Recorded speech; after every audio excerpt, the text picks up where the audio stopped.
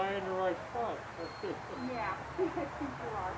Okay. It's noisy with the cars.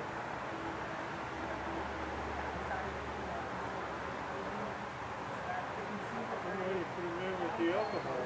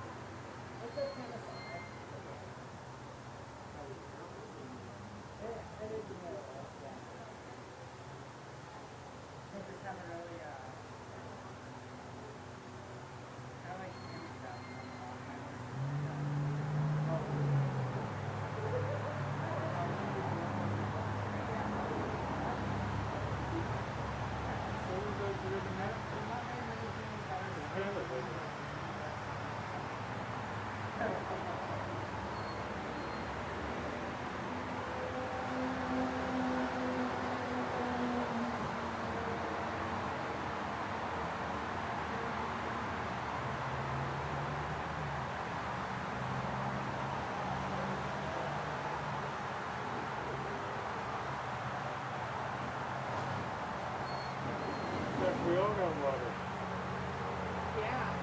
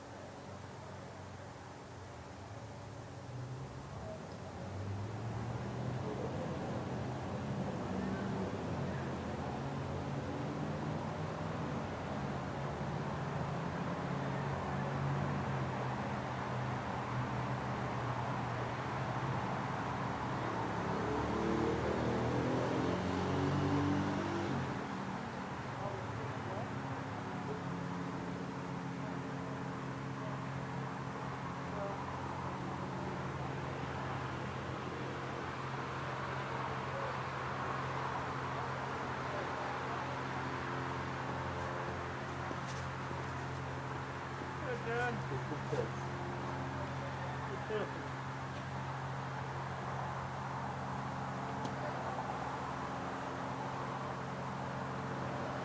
gonna rain?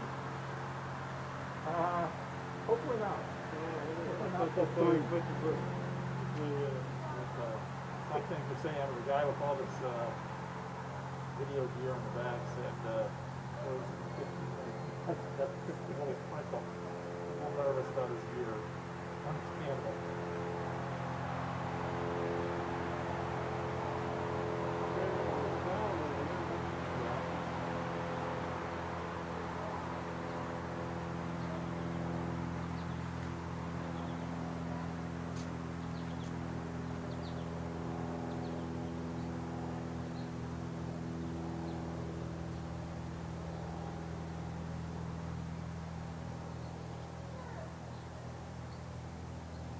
Should I go back to the party?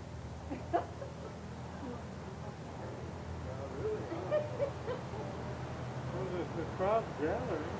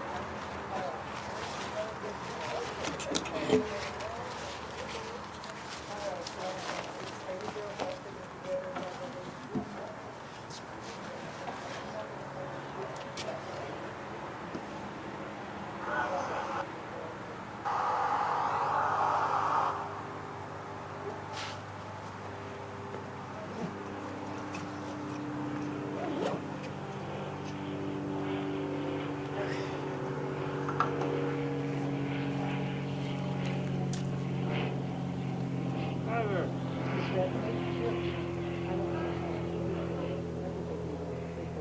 It's okay. And you are? I'm Judy Bell. Nancy, the tall girl that's over in Northern I don't she's know. my daughter. Well, she's your daughter, isn't it? She's my daughter, and I have Dan. I love My her. man Dan. I love My her. son I love Dan. her. We love her. It's sweet enough to Everybody else loves her. We will love them and want to hit me whatever to do. That's right. That's what I know. Really, call for that. Thank you. Thank you.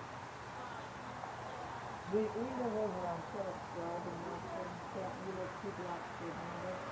Original Nancy local. Nancy was in the store with So my daughter, my son, my Nancy, what is Nancy to them? I don't know. Well, you have a sister, Nancy, but it was Dan's friend, Nancy. This is my daughter's a friend. Okay. They live together. One time we all got together and had dinner, Sam trips to dinner at one of the houses we were living in. Oh yeah? Yeah. They fixed us. Well, I taught him how to cook. Good. So it must have been a great meal. It was. Good. It was, yeah. I don't know how the people are happy. Are you I guys can look Andrew's at these parents? pictures. Yes. It's nice to meet you. Oh. I hear she's three or whatever. Yes, yeah. We made it. See if there's anyone to come. Yep. I'm gonna sit right here. Are you his brother? Fogging up. Yeah, I have, my daughter had her toes amputated, so we're kind of being careful. She's still going to heal, so we don't want any infections. Please take that. Take it. All right, I'd like to read you notes for it's challenging.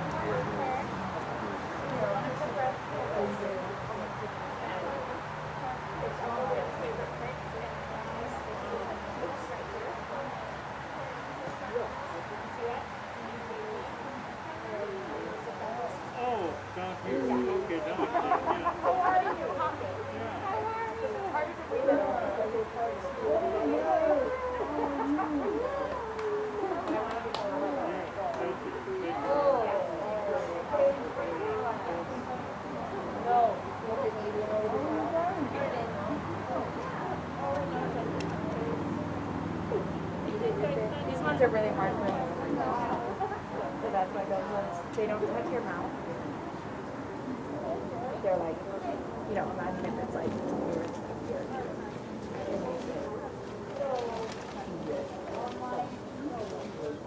But I wanted to have one. Yeah, that would make it easier, huh? It is. Great. Yeah, the 95s are like, yeah, it's like a triangle. I heard you can't really find them in very many places. No, but my boss gave me some from that. He spent like $200 on the box tonight. Then you guys just randomly give us some. Yeah, he gave me like 3. You can use them. You can actually wash those ones. Can I wash them? And I put lavender oil on mine. Because if you wash them too much, too harshly, it tickles your nose and you sneeze a lot. Oh, So be careful. Done that a billion times. It's not like that. I'm still married. It is hard work.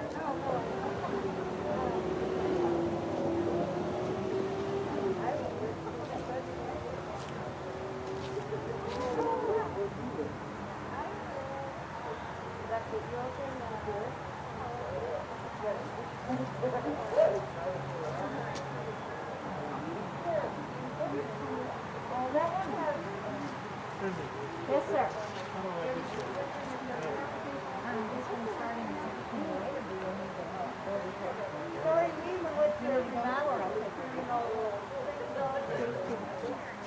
This has really great. I'll start.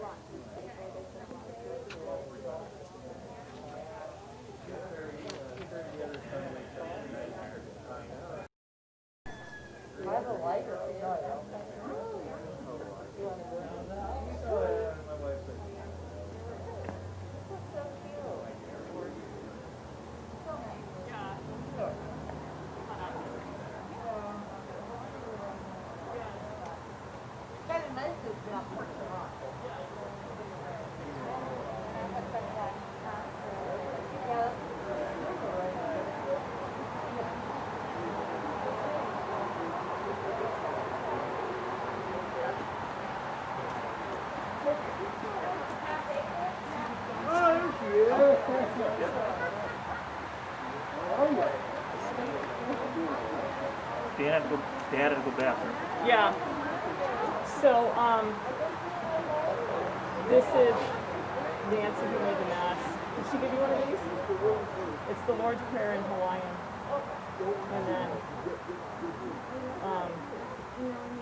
And then English. Yeah.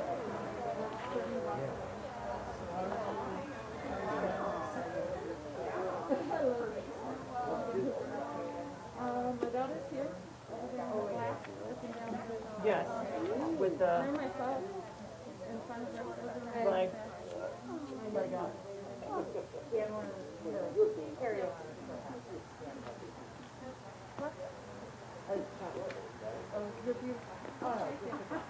I think yours is my favorite, man. I was a big hit.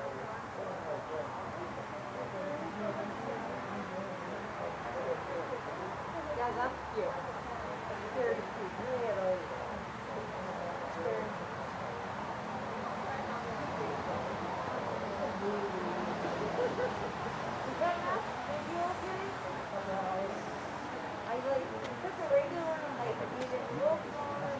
You can take your mask off to speak. You can take it off to talk.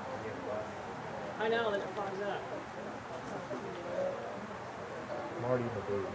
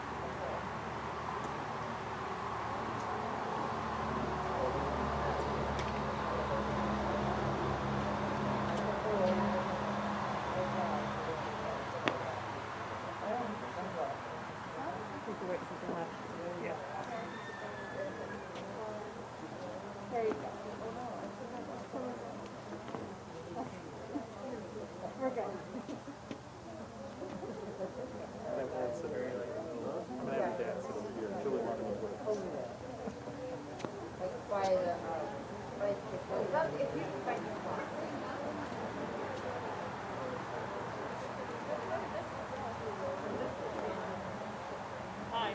I'm Dan's older sister. I'm Mama Karen. Hi. Nice to meet you. Now, were you?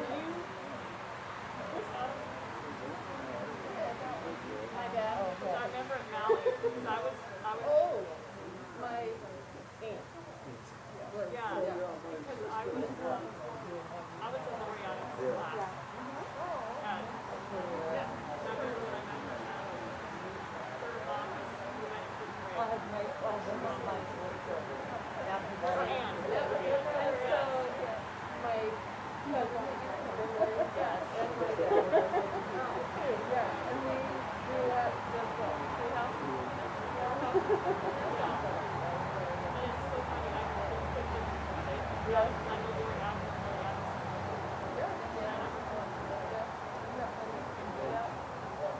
The whole thing's a bathroom. And Angie's brother. That's her Yeah. cousin. Yeah. Okay. She must have jumped off like his bed to get tall. So like, Really want to be sitting here, so.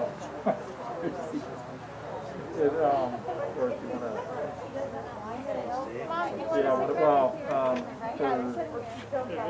Yeah, here, if you want to sit over, right? If you want to sit here, I can sit on the end. Thank you. I'll be the tissue guy. go ahead. Okay. Just making sure the chair don't move. Okay. Oh, here, hi, guys. How's it going? We're all here. We're all here. Unusual, very Oh, much that's unusual. right. It is very unusual, yes. So many people. Yes. So many happy. Okay. Thank you. Either there or here.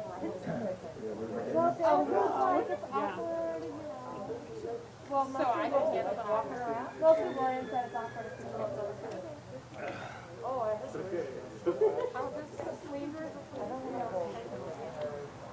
Grandpa, you have water? Go to my Need more? Oh, I just drank He's it. just here. You want more? I didn't, no, This is yours.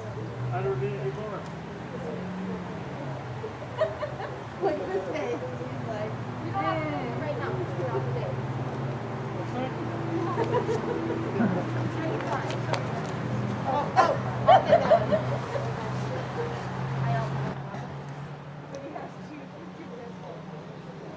Good morning.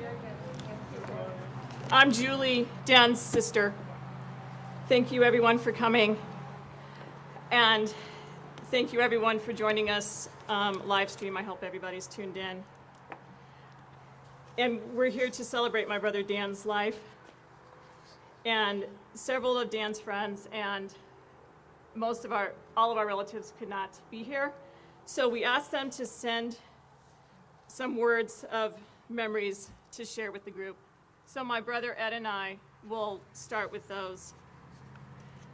And this is from Des Gonzalez. She was Dan's friend and also our next door neighbor. I moved next door to Dan the summer of 1982. After school and all summer long, he, me, and my sister Amber were almost always together. One time we decided we wanted to play restaurant, but we couldn't just pretend we had food to serve. So we spent several days making French fries and hamburgers out of paper and coloring them to be sure they looked like the real thing. Dan also brought some props from his house to add to the restaurant. One item was an old bottle of apple juice that had gone bad, and we joked that the mold inside looked like a brain. Once we finally had all the food and props prepared, we started to play restaurant and realized it wasn't that much fun, so we decided to play something else. Another time, we decided that we wanted to put on a show for my grandparents who were coming to visit from Nebraska. For weeks, we made huge backdrops out of large cardboard boxes, choreographed dances to our favorite songs, and made costumes for each different performance. I think in all, it was about an hour-long show. We were so excited to put it on for them, and I'm sure that they hated it and were bored to death, my poor grandparents. Then one summer, my brother Jeffrey got into the mix. That year was the Summer Olympics, and we were all really excited about watching the games. So we decided to put on Olympic Games of our own. We divided into teams and competed several events, made-up events against one another. Some of the memorable ones were 2-yard dash, a round-the-block relay, and the World Series of Kickball. Of course, Dan's team always won the running events. He was an amazing runner. We even made medals for the winners. That was a fun summer. Dan was not only fun to play with, he was also my best friend and had my back whenever I needed him. Anytime my parents would get into a physical argument, he would let me stay at his house to get away from the drama. In junior high, he came to the cheerleading tryouts to support me because I wanted to be on the squad so bad, and I was nervous I wouldn't make it. He even took me to the doctor to get on the pill when I was too afraid to tell my mom what I was doing. He was an usher at mine and Walter's wedding. As adults, we did not get together often, but anytime we did, it felt as if no time had passed. Anytime we were in Denver, we would meet up for lunch. He came and stayed a couple of days with us in Germany when we lived there in 2002. And after we had the girls, he came with his boyfriend to a backyard party to celebrate their 3rd and 1st birthdays. We did lose touch a little in recent past, but he was never far from my thoughts and always brings a smile to my face when I think of all the great memories I had with him. He truly made my childhood amazing. I love him and miss him so much. This one's from Amy Betcher, one of Dan's friends. As I think about what to write, so many memories come to mind, and I'm overwhelmed. Overwhelmed because how can I find the words to capture what it was meant to have you as my friend? As time has passed and we've grown up, we've lost touch or moved in different directions. However, you were never far from my thoughts. An example of a true friend is, I quote, someone you have known a long time and that you can trust. And I have been blessed to call you my friend. Love, Amy Betcher.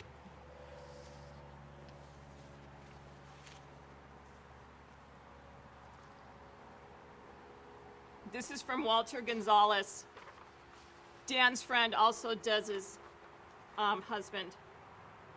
It's hard to write about my friend Dan because although we hung out together my 8th and 9th grade year, he has been my friend much longer. I owe him a lot. Back then, we would hang out and listen to music. He loved U2 and INXS. We painted his bedroom and hung out as a big group of friends. Everyone wanted to be Dan's friend. Everyone wanted to be near Dan. He was always the life of the party. He was bright and happy and made us all laugh. Unfortunately, we attended different high schools and drifted apart, but Des and I were dating, so Dan was never too far away. Dan was there for us at our wedding, visited us in Europe, and took time to meet our daughters in Colorado. I'm glad Dan was my friend. Thinking back about our group, I'm reminded of a quote from my favorite movie, Stand By Me. And I quote, "I never had any friends later on like the ones I had when I was 12. Jesus, does anyone? This one's from a cousin, Kara Beckerle McGuire. Growing up, although the cousins lived states apart, We always had such a good time getting together for family events and vacations. The Beckerle cousins had a group of girls all around the same age as Dan, and he always hung right in with us all. I remember being so impressed by how much he loved the outdoors, and he showed us all the fun things he did living in Colorado. In later years, every time we saw each other, we always had fun. Several years ago, I had some business trips to the Denver area and got to spend a weekend with him when he lived in Golden. We laughed, he cooked for me, and it was a happy time for him. I loved seeing his place downtown a few years after that and spending time when the family came to town for Uncle Ed's 80th birthday celebration. Though distance and time kept us from being close consistently, Dan was always welcoming and loving whenever we were together. I loved him very much and will miss seeing his smile and hearing his laugh. Thanks, cousin. Love and miss you all. We'll be with you in spirit this week and sending prayers for this weekend celebration of Dan's life. Love, Kara. From Leslie Samuel, Dan's cousin. It's painful on many levels. All of the family and all of your cousins are not able to be here today to celebrate your life and share in our memories of you in person.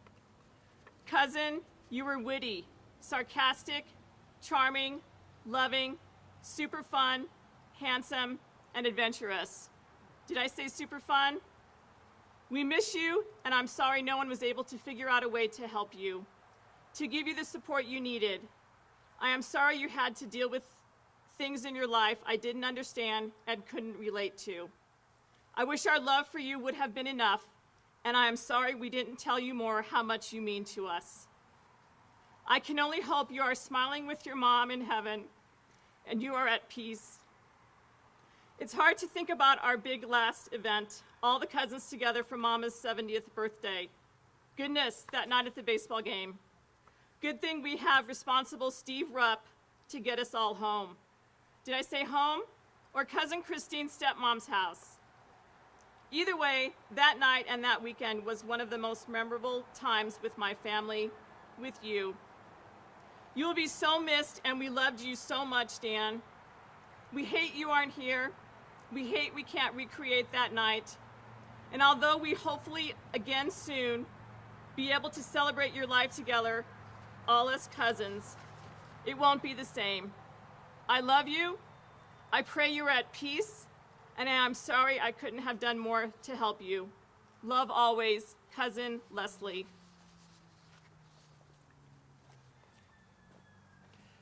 From Angie Kitts, Dan's friend.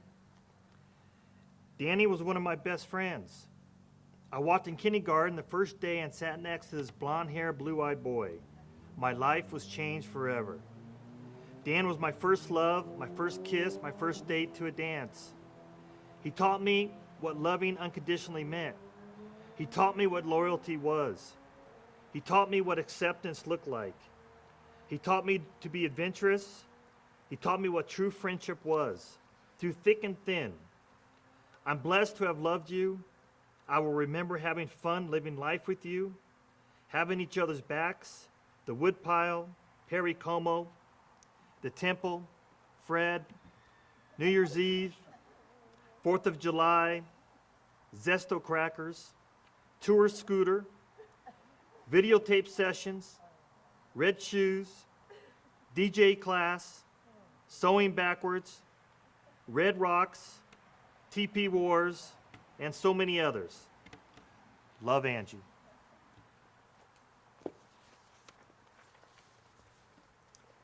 From Aunt Judy Beckerle, Dan's aunt. This fond memory will remain with me forever, I believe. My memory remembers a blonde, curly-haired little boy performing cartwheels across a lawn on a family vacation in Colorado. I will never forget his rambunctious nature, hopping across river streams in the mountains, and his large laugh as he scared the heck out of his aunts and uncles. I am forever grateful that he shared his life with me in an open and honest way. And she also left a quote, "Say not in grief, He is no more, but live in thankfulness that he was. Hebrew proverb, love Aunt Judy. This is from Ann Rupp, another one of his cousins. Dan was my cousin.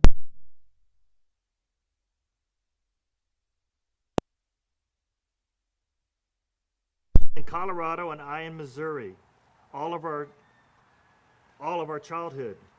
Long before cell phones and internet, we wrote letters to each other almost every week to keep in touch and discuss all the exciting and not so exciting things going on in our lives.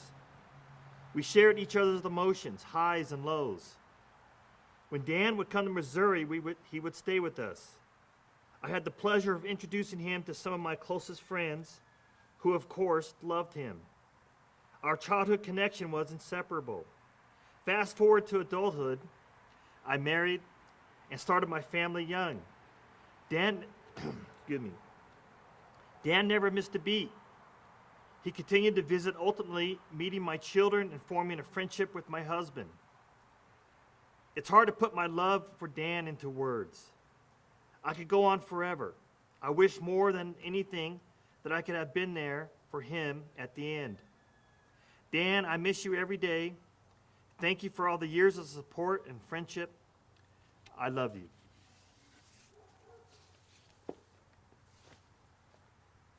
And two of Dan's friends that are here, Carrie and Sharon, are going to come up and say a few words.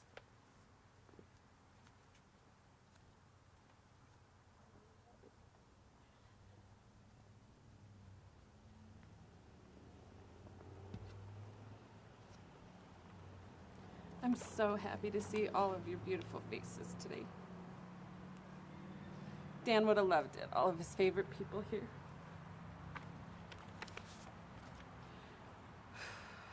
Oh boy. Dear Danny, Mrs. Pitzer sat us next to one another in first grade. I fell in love with you the moment I saw your curls of gold and your freckles like heavenly little sprinkles scattered upon your sweet face. I know it was hard to tell by the way I chased you at recess and made you be my friend. We were both pretty easy even back then. We started out our friendship by you taking care of me. From helping me with my schoolwork, most of the time he just did it for me, to be honest, to defending me from the mean girl, always building me up, always reminding me not to give a damn what other people thought. It didn't take long before we had a solid group of amazing little humans. We had Des and Amy and Angie, Shane and Yoli, Shauna Artzer, and Wes, Chris, Cliff, Kevin. We all grew and we all grew together, ever daring one another to grow taller and be cuter than the other. As we stumbled into junior high, we found ourselves new humans to add to our group. Sharon, Amber, Walter, Bobby, John, Vinny, and Sean. We lived a damn wonderful life, full of joy and adventure, always following you around our happy town of Little North Glen. When we lost Wes, everything changed. Everyone changed. We found our bond strengthen at 14 years old. We had lost so much, but gained each other.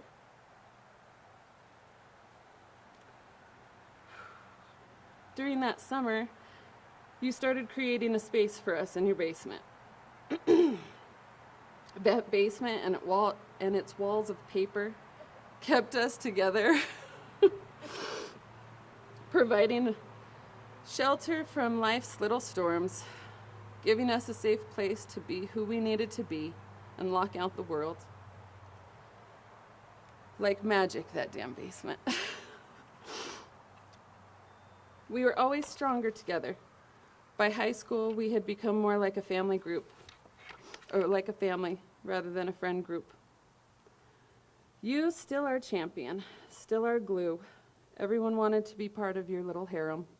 Despite your ability to destroy every car that you either owned or rode in, he always did pay you back and fix it. Oh, you were a free-thinking, hard-working, entertaining as hell, handsome young man. Dan the man. You encouraged living a big life. Always gathering around you, we followed you anywhere and we did it all. Road trips that somehow always included mountain passes. Survived solely by co-driving. Don't ask what that is. Crossing rushing rivers, smoking at the woodpile, hiking muddy mountains, car chases through the city, trespassing tickets, good thing we were legal, impound lots, cops being called on sleeping mannequins, and all the ridiculous bike rides through a few cities. The adventure was always worth the risk with you. In your mind, dreams were reality waiting to happen, and it was contagious. Our high school adventure passed, we survived relatively unscathed, gaining new friendships and strengthening the old. Adulthood had arrived, the world at our feet. We only got closer in our 20s, always together, always my favorite +1. You were my call. Escaping jobs, breakups, 4 moves in 2 years. We both did that at one point. Flat tires in 5 points. Living in the city together but apart. We were living fast and enjoying the ride. Our 30s were approaching. Me getting married, you moving to Virginia Beach, and for the first time in our lives, we were separated. Life had made a shift. Our lives were stormy during those times, ever evolving. I found myself having to be your champion. And we struggled, and we survived, and we did it together.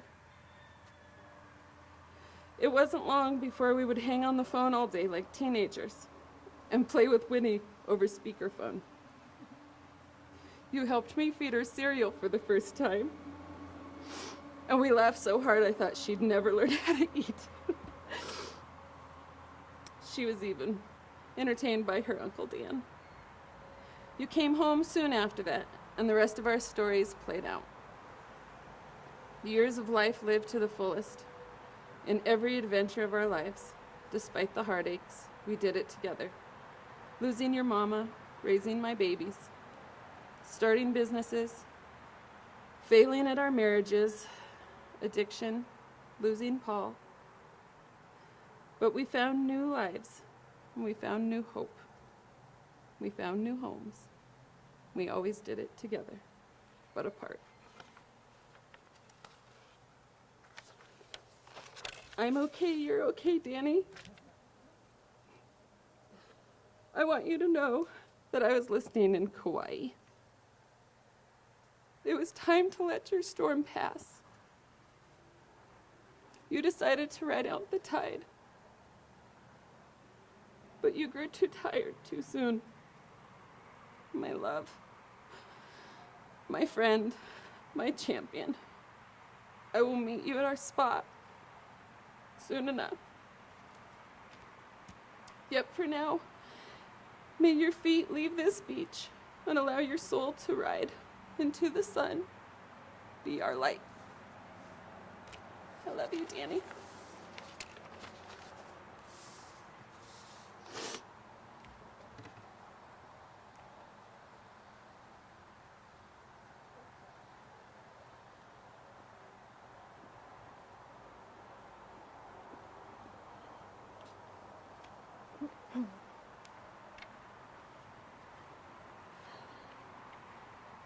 Just so you know, Dan let me take this hat home from a party, so I had to wear it. My name is Sharon, and I'm 5 feet tall. When I met Danny in 7th grade, I was taller than him. I can't believe I was ever taller than him, but while our heights changed, his wicked sense of humor and his silliness did not change. He always made me laugh. He found humor in everything. Throughout school, Dan made up names for everyone, whether you were close to him or not. He had a way of identifying you with a nickname. He called me Shin, or Sheeran. He became Din, and of course, Danny Boy. I would sing the song Danny Boy to him on the bus on the way to our cross-country races. And last year, one of the last phone messages that I received from him, he sang the song himself. He sang Danny Boy, so I would know who was calling me.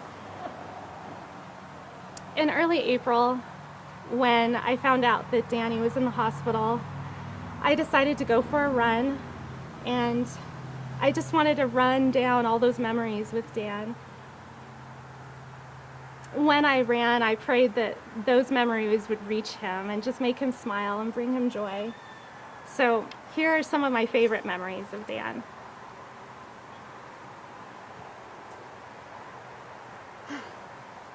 Dan helped me study for my driver's permit. To help me remember specific road signs, he would act them out. So for example, to remember the low clearance sign, he pretended he was a truck that couldn't fit below the coffee table. So he kept hitting his head on the coffee table so I'd remember what the low clearance sign meant. Another one that he interpreted for me was the slippery road sign. He'd show me the picture and then he'd yell out, "Oh no, snakes on the road." So to this day, I have no idea. Is the road slick because of water or is it snakes? He tried relentlessly to teach me how to drive a stick on his dad's car, but decided that I was probably ruining it, so we had to forget about it. Dan was the first one to turn 16 out of our friend group, and we were so excited that we could finally go to the Parade of Lights without having to beg our parents to take us down there. Dan was able to borrow Ed's car, and Ed said, "Don't go downtown."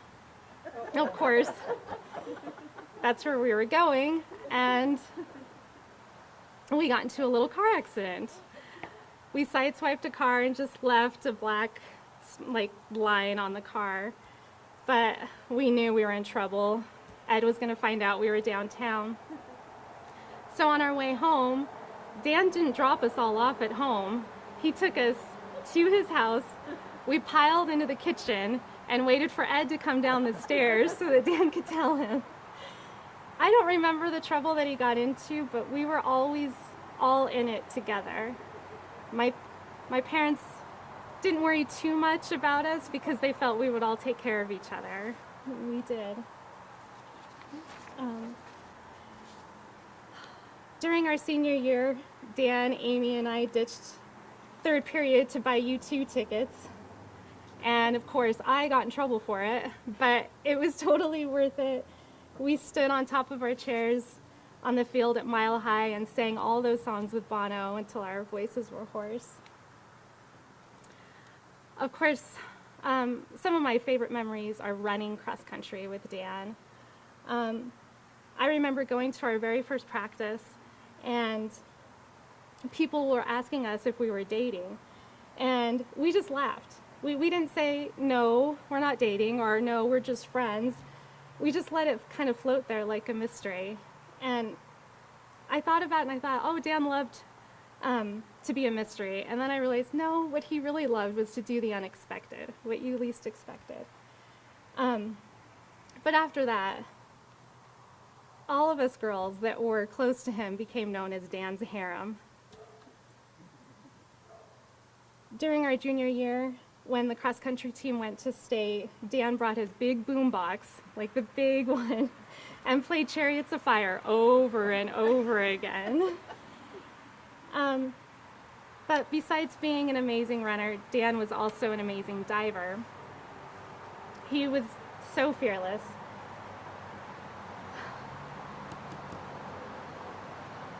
one time on Labor Day, after spending the day at Coach Amato's house, Dan decided that the cross-country team should go up to Gross Reservoir and go cliff jumping.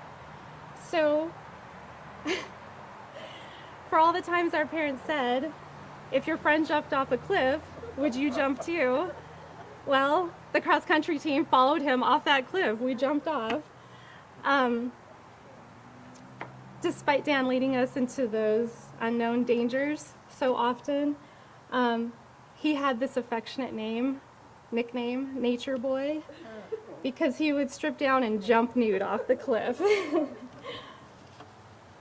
But along with that adventurous spirit, he was so kind and generous. He gave my nieces and nephews swim lessons up at the pool in Genesee for 2 summers, and they told me that those were their favorite summers. Those were the best summers, doing lessons with Dan. And he was also the kind of friend that if I didn't feel comfortable driving, he would drive my car to my house and then walk the 3 blocks home back to Dean Drive. And if I was worried about something, he'd stay on the phone until I was ready to fall asleep. Since he moved to Hawaii, I've missed brunches with him, his random phone calls or visits.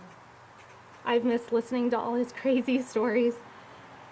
But I know that he's reconnected with loved ones.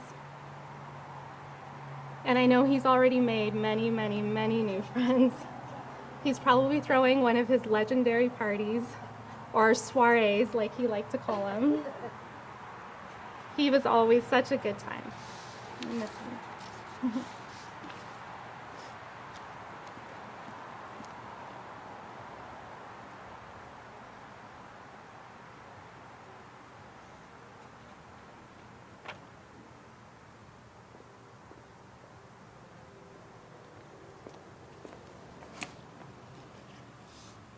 Carrie, thank you.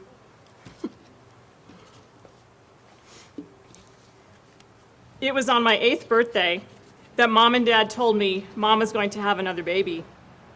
They took me to a restaurant, which was a huge deal when I was a kid, and I couldn't wait to get home to tell my brothers Eddie and Dave the news. We talked about what we would name you on our many drives home from the mountains. Our mother liked the name Daniel, or Danielle if you were a girl, and Joseph, after our great-grandfather, Joseph Byzantine. We called you Danny when we were kids, and for a few months, when Danny was an infant, he shared my room. I remember asking my mom why he cried so much at night and that I did not like it. Later, my brother Eddie got to move to the bedroom downstairs, and then Dave and Danny shared the big bedroom next to mine. I loved helping my mom take care of my little brother. As a toddler, Danny carried around his favorite blanket, which was yellow with blue ducks on it. He called it Cold Blankie.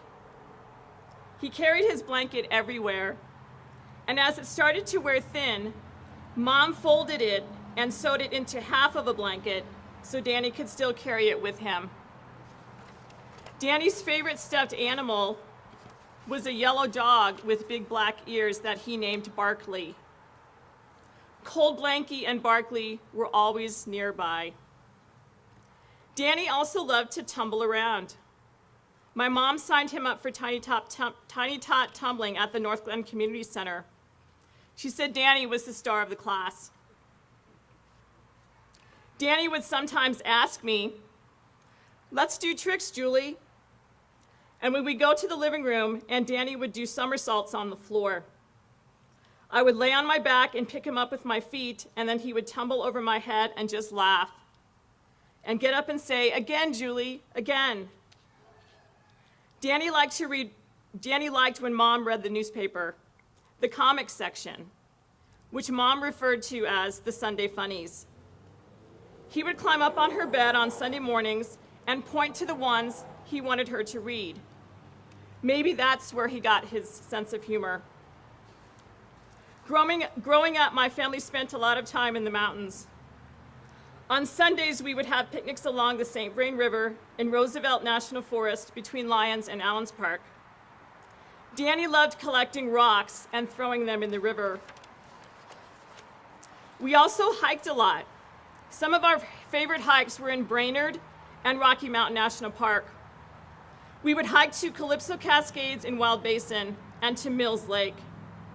Dad would carry Danny in a green Jerry brand backpack carrier. We did those hikes for many years. As Danny got older, he would run up the trail ahead of us and then look back to make sure we were still on our way. Danny loved the mountains.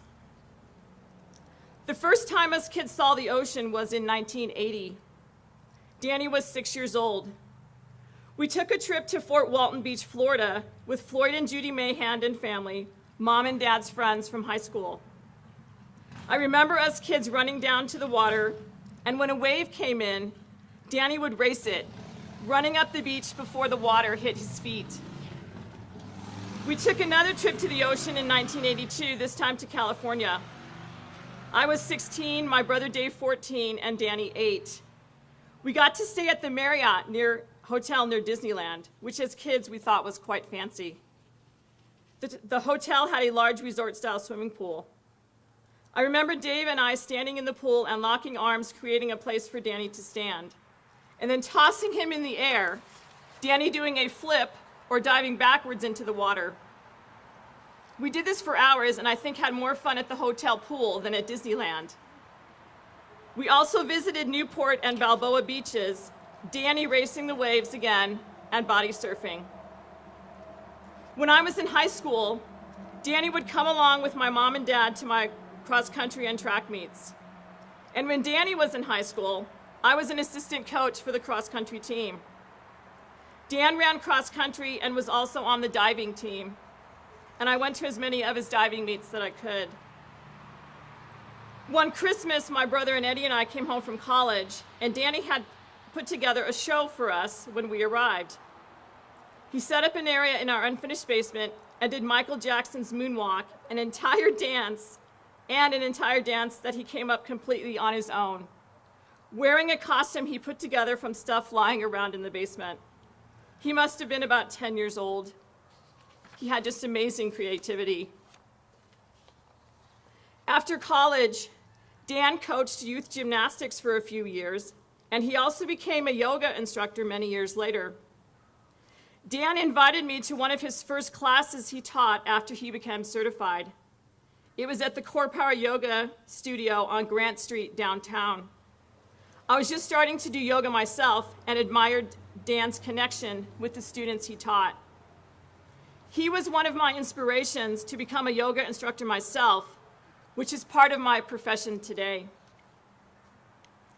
In our adult years, I have struggled at times to find a reason. My brother did not see and love in himself what many of us saw and loved about him. His love of nature, the mountains and the ocean, his joy for life, his creativity, his witty sense of humor, his kind heart, his way of getting family and friends together and having such a good time. I found this written on Danny's Facebook page. He wrote this shortly after the shootings at the Florida nightclub, I think in 2015. And I quote, "Hello, all of my friends and loved ones around the world. I am in Orlando, however, I was not part of the tragedy here. It has affected me as it has so many others. Thank you all for your love, as it has always been a big part of who I am. Knowing that I am loved has been easy.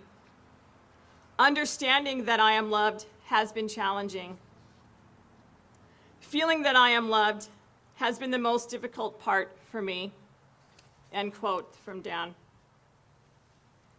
And I'm reminded of a passage from a book, A River Runs Through It, by Norman MacLean. And I quote here, "For it is true, we can seldom help those closest to us. Either we don't know what part of ourselves to give, or more often than not, the part we have to give is not wanted. And so it is those we live with and should know who elude us." but we can still love them. We can love completely without complete understanding." End quote. Although you are no longer with us, I will always love you, little brother. When I hike up to Calypso Cascades in Wild Basin, you will be with me. When I teach a yoga class, you will be with me. You will be with me when I stop along the St. Vrain River and hear the water rushing and echoing through the canyon, at the same spot where we picnicked as kids. And I will remember you throwing rocks in the river.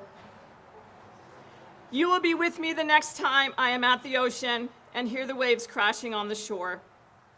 And I will remember you running up the beach, trying to beat the waves before the water touches your feet. You will be with me always, with love in my heart.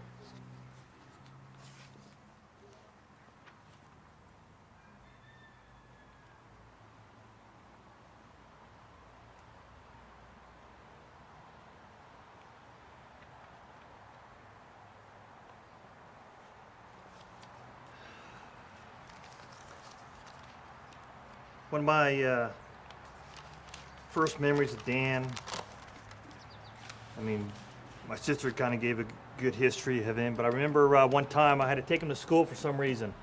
I can't remember the exact reason. I don't know if I was his show and tell or something like that. But anyway, I had to bring him, and I remember I was bringing him to school when he was probably fourth grade or something like that, and all the kids were like, "It's Dan, it's Dan, it's Dan." So I knew back then. I just knew he had something about him that drew people.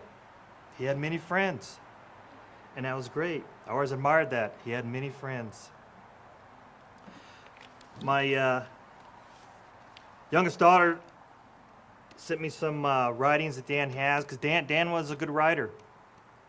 And I thought I'd read a few of those things. Because one of my favorite pictures of Dan is this one. We both love the ocean. This is my favorite picture of him. It just, I don't know, it just explains Dan, in my opinion. And he writes, "On the precipice of a waterfall or a fast life torrent, balance in life is easy. Water is calm, slow, and relaxed.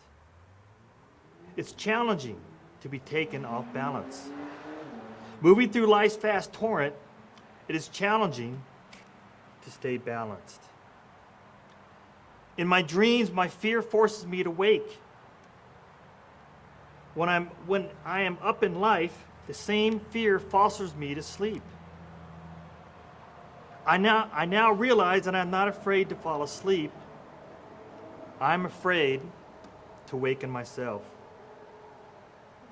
Life is all about balance. We carefully balance our work role, our home role, relationship role. Everyone needs a few minutes to feel one with all. We are all one."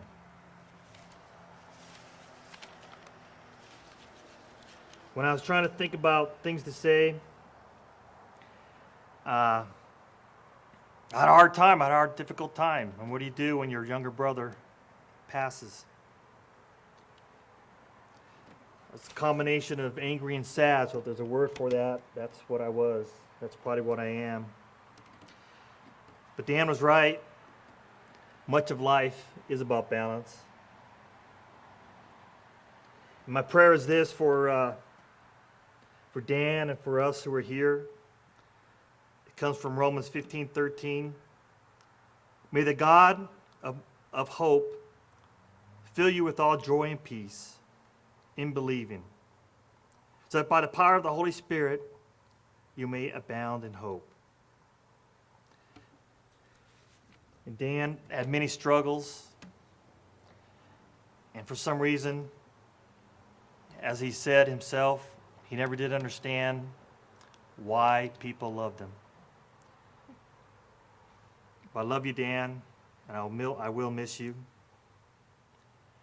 And I believe the proverb that my Aunt Judy found is appropriate, so I want to read it again. Say not in grief, he is no more, but live in thankfulness that he was.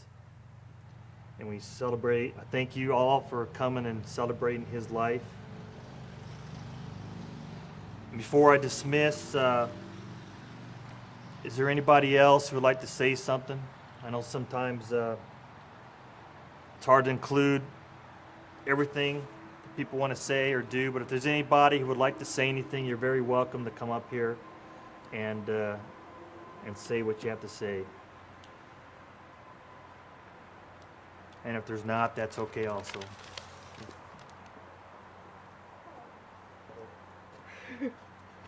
Hello, everyone. We all knew this was going to happen, right? I mean, I did. I don't know if anyone else did, but there's a lot of things I could say. Sorry. First of all, I love this. Thank you guys for coming. Everyone here, it's awesome. So we all know that he would want this to be a party, right? Like, I'm crying. I know I see a few other people. I'm sure he would be very disappointed in us. He's a very emotional guy, but that doesn't mean that he wanted us to be upset right now, right? So, obviously, a lot of you guys knew him for a lot longer than I did. And I became pretty close right when I moved to Denver. The end of 2014, I moved in with my grandpa. Wave. There you go. Which was honestly the best decision I could ever have made. So there's two things I want to say. First of all, I have a funny story for everyone. So, because we all need to laugh a little bit, I feel like. When Derek turned 18, I had already... I had been pretty close with my uncle for a couple years. I mean, really my whole life, but I'm just going to say a couple years for now. And I was like, okay, you know, Derek's turning 18. Let's take him out. It's going to be great. It's going to be awesome. We're going to go to Ethiopian food. What is better than Ethiopian food? I could go for some right now. And he was like, I love that idea. I don't know why I thought about that idea. Like, let's go. So that day, I was working all day, probably like 12 hours. I went back home. My car was a mess, and I had to pick up Uncle Dan, of course, because he didn't want to drive because I was too stressful. So, but I got to drive his car. You know, he had an Audi TT at the time, so I was like, I'm there. You don't have to ask me twice. So we went, or I went home, after work, and I was cleaning up my car, was carrying a bunch of stuff into my house. I lived at one of the apartments that he owned at the time. And before I get there. So I was carrying a bunch of stuff in, ended up falling down the stairs, per usual, where Beckerle's were klutches. I can't tell you, anything different. And I was laying on the ground. I looked to the left of me, and I was like, that's weird. There's a bunch of stuff here that I don't know what they are, and they don't belong to me. Call my sister. They don't belong to her. My roommate was there. They don't belong to him. I have no idea what these items, who these items belong to, what they are. I have no idea. So I end up, I call him a bunch of times. He's not answering. My sister says it wasn't his. William says it wasn't his. So I was like, okay, here we go. I'm not sure. I'm just going to ignore it. About 10 minutes later, my roommate William and I are getting kind of like the heebie-jeebies, kind of confused on what's going on in our house that we are so comfortable in. And I end up calling my uncle again, and he answers and says, what? I'm on a date. I was like, okay, awesome. I understand that. First of all, I'm picking you up in 15 minutes. You're still on a date? I'm pretty sure that I'm going to pick you up with my cousin. Pretty sure you should not bring some random person to this party. I was like, also, I was like, there's some weird stuff in my bathroom. I don't know what it is. You know, did you send someone over here to fix the apartment? No, I would always tell you. I was like, of course you would, you know, not surprised. Hang up, whatever. Long story short, we end up finding someone in my sister's closet that night. Someone who had broken, and didn't do any damage, didn't do anything. William and I found her, and she, you know, quickly ran outside. We ended up calling the police, and everything was fine. Whatever. So once I called him again, and I was like, hey, so yeah, by the way, someone was in my closet. Remember that time you were on a date and you hung up on me real fast? So anyway, everything ended up turning fine. I ended up picking him up. I ended up picking Derek up. We went out for Ethiopian food. Everything was great. I was trying not to be distracted about the fact that I may have been murdered. And the whole time was, you know, we had quite a history at this point. We had gone through a lot with Paul. You know, but he was so calm the whole time. First of all, he apologized profusely and was like, oh my God, I'm so sorry for not taking you seriously. I was like, you know, you did take me seriously. You just also were on a date, and I understand, you know, priorities. But that right there, I think of that pretty often, as so I'm sure my roommate does, because we have never gotten over the fact that someone random was in our closet. Speaks a lot to his character. Couple months later, or quite a few months later, I was going to move to Thailand. Something that I would not have done if he did not push me to do. And the night before I was moving, you know, I'm moving to another country. I'm up all night. I'm packing my bags. And he was helping me. He was in the basement with me. He was swinging on my swing, so he's not super helpful. Swinging back and forth. I was playing Madonna, you know, the usual. And my best friend was there at the time as well. And he was, you know, it was like 2 a.m. I was like, my dad is going to be here at like 6 a.m. Like, either you should go or we should go to bed. Like, one or the other. And he ended up leaving. That was one of the last times I saw him, or the last time I saw him physically. Saw him a lot of times, you know, over the phone and over FaceTime after that. But he said something that has stuck with me ever since. And I would like to share with you guys, because if it sticks with me, I feel like it could help, you know, help anyone out right now.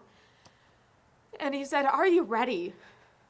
He's literally like walking out he walks down the, you know, the reddish orange stairs that I painted a couple years back, and turns around and he says, are you ready? I was like, yeah, ready for what?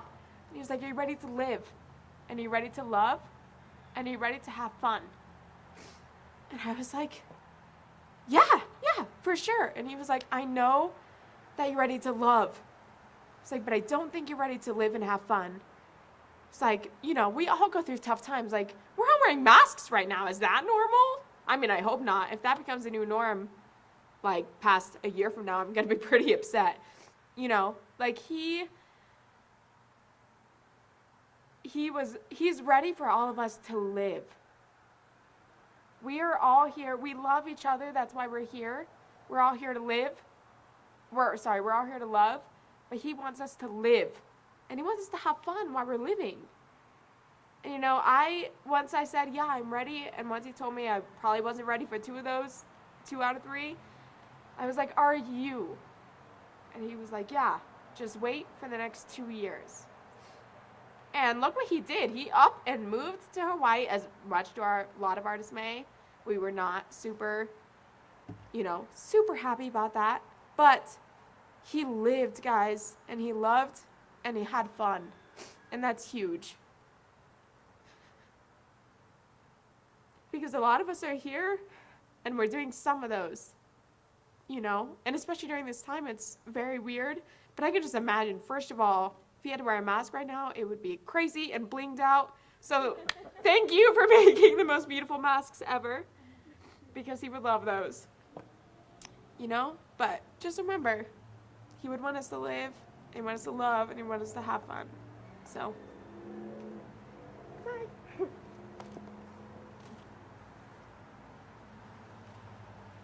All right, anybody else? Oh. Your other daughter.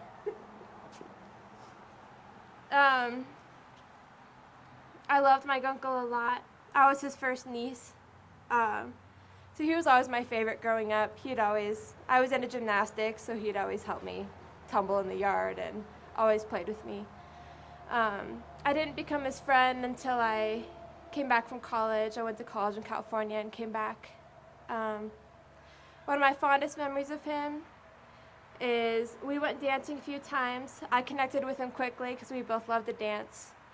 And he took me out for my birthday one time, and we went to this club, and the line was really long because it was Halloween. And he was like, no, we're not standing in that line. I'm like, what do you mean? He's like, no, don't worry about it. So we go in the back door, and we walk in the back door, and he just pretends like he knows everybody. So confident, so, you know, he's like complimenting everyone there, and we just walk right in. And I remember thinking that moment, like, if I can have like that sort of like confidence, and William was with me that night. Yeah, he was a beautiful human. And he always made me feel seen. And I remember thinking, like, in a world where he didn't often feel seen, that was a very beautiful thing. He saw other people. And that's all.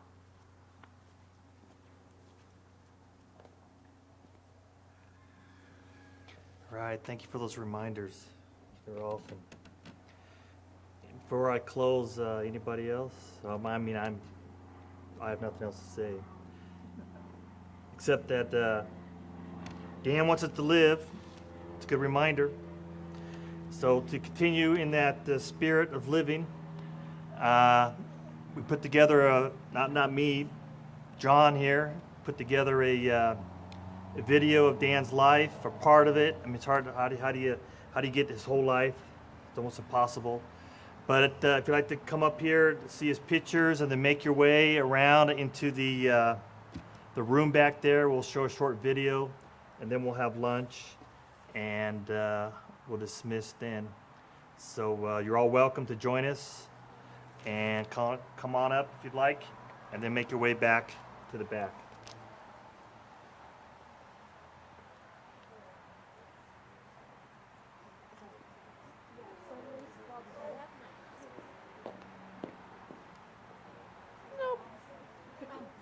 Dad, you have my mask? They're right here.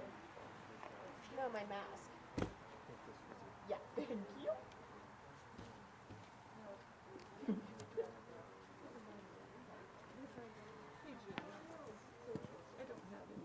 Oh, yeah.